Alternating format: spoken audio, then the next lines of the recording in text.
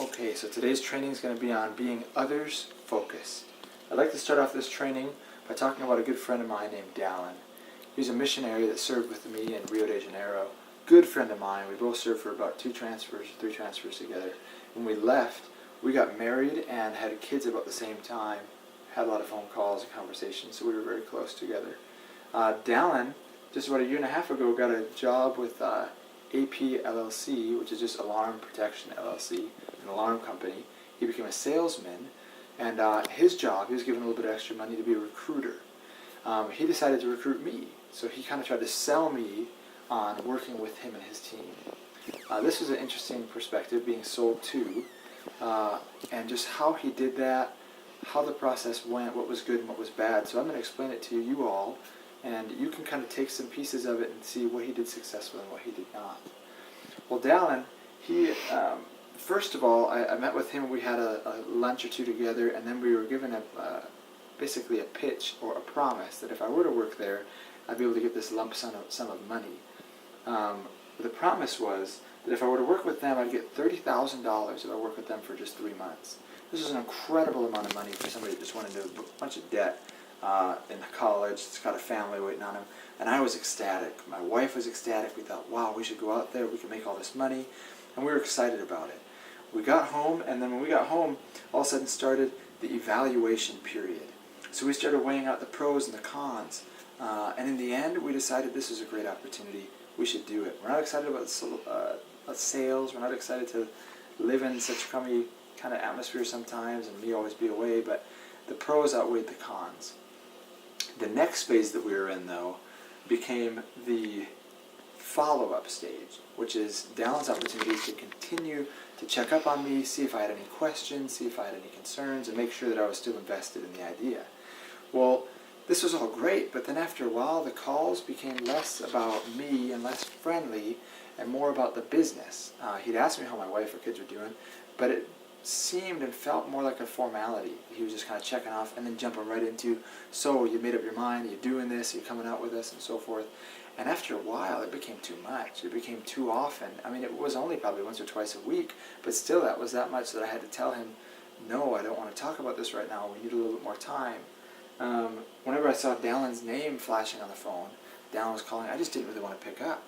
And after a while, once it got closer to the actual point of decision making, we needed to make a decision. We had the two options. Do we take this job and make a whole lot of money, or is it becoming a bit annoying and we don't really feel comfortable enough, so we're going to go somewhere else?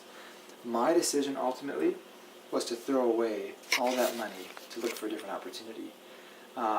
Where they went wrong was the follow-up. I didn't feel comfortable. I didn't feel like I was really sought after because they were interested in me, but more they were interested in somebody to fill the position. When they talked to me on the phone, it wasn't so others focused. It wasn't so focused on me and my family. It was more focused on, well, have you made up your mind? Are you going to come? Even though they said those things, in the end it always turned back to sales. So my question for you is, why are we talking about this right now? It's pretty evident. We work with sales quite a bit, and the obvious takeaway from this is when we follow up with people, when we follow up with customers, don't always bring it back to business. Talk about things of their family. Talk about what they're going through. If they have a test coming up, if they have some concerns, if they're excited about the summertime, where they live, what's their favorite type of food, what kind of sports they're in, whatever. Talk about other things. Don't always talk about business, or you're going to be just like Dallin was to me, and you're going to be kind of obnoxious, and the person's not going to want to hear from you. This picture right here is a picture of our Vice President over Operations. He came in to the area. His name is Jeff Arnold. He came in here and he said, one of the principles that I want to make stand out within our organizations is to be others focused. He came through a background of doing pretty much every single job in the industry. He swept floors, he cleaned tables, he was a custodian, he fixed things in these apartment complexes. Then he went to the position that you guys are in, assistant leasing managers, where you lease out apartment complexes, where you lease out units. And then he became a manager, and then he became a regional director, and so forth, until now he's a vice president over the operations. And the way that he was successful, what he attributes it to, is his being others focused. Somebody would walk into a room, he noticed that they had soccer shoes on. The next time he called him, he talked about soccer. He talked about a soccer game, how it went, how he does it, what kind of teams he likes, and so forth. Or somebody else came in, they were super stressed about a test. The next time he called him, he asked him how he did. He said he was worried about him all night. He just wanted to call just to check up and see how the test went because he knew the other guy was worried. That's genuine care. That's genuine affection, genuine others focused. Jeff Arnold made a promise to us. He said, if we can, or we are going to accomplish our goals if we can be others focused.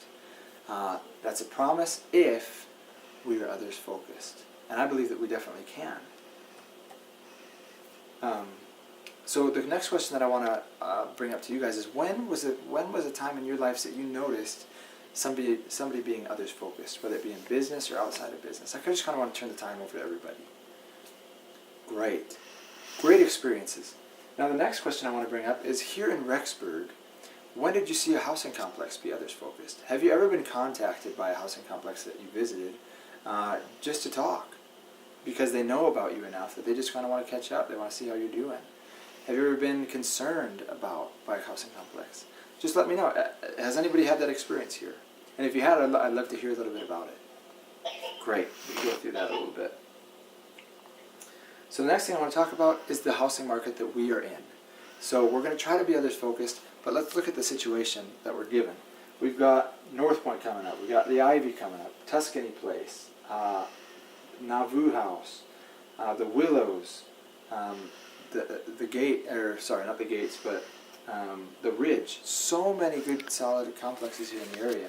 How are we going to stand out? It seems oversaturated. And our ultimate goal is to reach 95% occupancy by fall of 2014. That's a huge goal, when in the area, last fall, it was only 80% occupancy that was kind of over the whole area, according to city records. So how are we going to accomplish that? Well, a good friend of mine, somebody that I look up to a lot, was actually our mission president in Rio.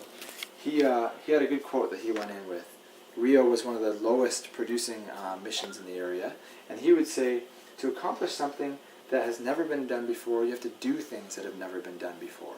That's the same thing here. He went in there, out of 20 to 30 missions, Rio was on the very bottom, either last or second to last. When he left, it was either first or second to first.